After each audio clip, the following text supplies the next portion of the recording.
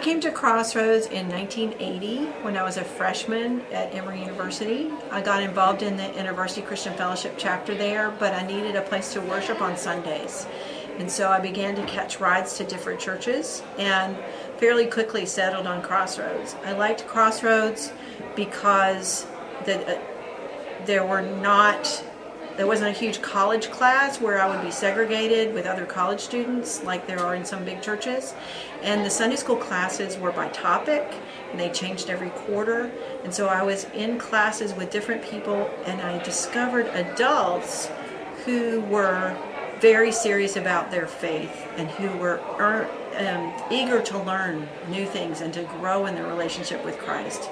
And I had been hanging around with teenagers like that, but I had not had the opportunity to be in a group with adults who were like that. So I really liked that. I also liked that Crossroads was missions minded, because the church I grew up in gave lip service to missions once a year, but did not pay much attention the rest of the year. And also the church I grew up in cared more about what people wore than where they were in their relationship with God. So I guess I picked Crossroads for all the things that were different about it than from the church I grew up in. Susan, were you married or single when you first started going to Crossroads? So I was single. I was a college freshman. And then when I was a sophomore, Clyde Wiley, who was the associate pastor at the time, he told me that there was such a thing as an associate member, which I did not know. So I was able to join Crossroads even though I was still a member of my home church. And he also told me I needed to go to the varsity, so he took me there because he was horrified that I hadn't been there. And then when, Bill and I started dating when I was a junior in college. He came to me the end of my sophomore year and asked permission to ask me out because he's 5.5 years older than I am, and he was our token graduate student, and he didn't want me to think he was crazy old. So I said yes, but then exams came and then the summer came, so he wanted to come visit me, but not make it obvious that we were thinking about starting to date because it was too early. So he piled his car full of our mutual friends and brought them to Augusta for the weekend, and they came to visit, and my parents never suspected a thing. And then we started dating as soon as I got back in the fall. And by January of my senior year, we came to an agreement that we wanted to get married, but I was going to graduate school in the fall in Virginia, and he still had to finish medical school, and he still had to finish his PhD too, or I guess he was finishing that spring. And so we made plans to marry the following Christmas.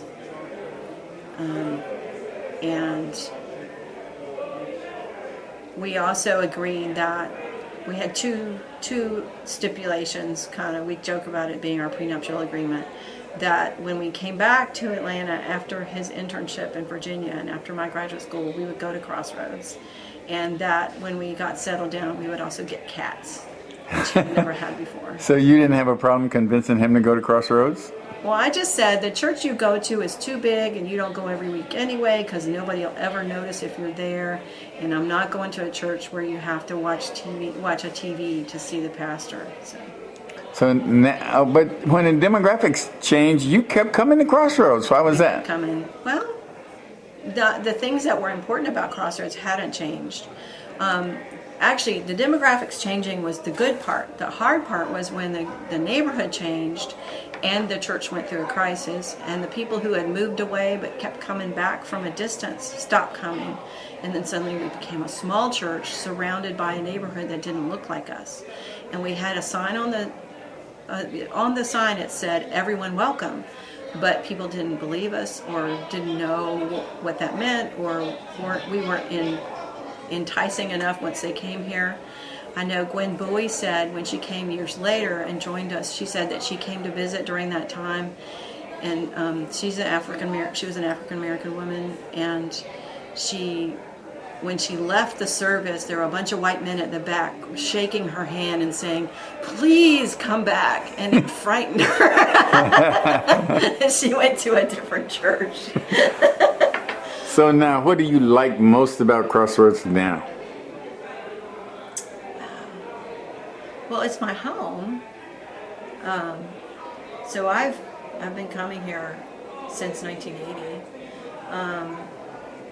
I do like it being a multicultural church. And I feel like we've been through all the hard part. Well, I don't know. We shouldn't take that for granted. But becoming a multicultural church was more difficult than being a multicultural church, because we have the relationships with one another. We have a track record. We have, being on the worship team, I'm very aware of the efforts to constantly keep the worship not all one style. We want everyone.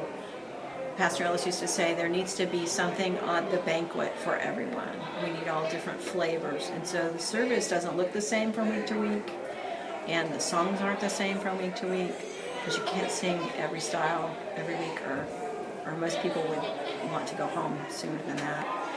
And I love knowing brothers and sisters from around the world. And like last year when we had the retreat and we learned some more things about African cloth and dressing styles and that sort of thing, just found that very exciting.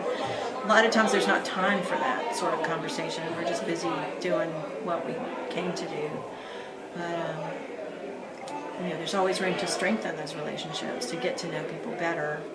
And there needs to be a steady effort made to maintain the multiculturalness and to all be growing and all be not falling into bad habits, whatever they might be.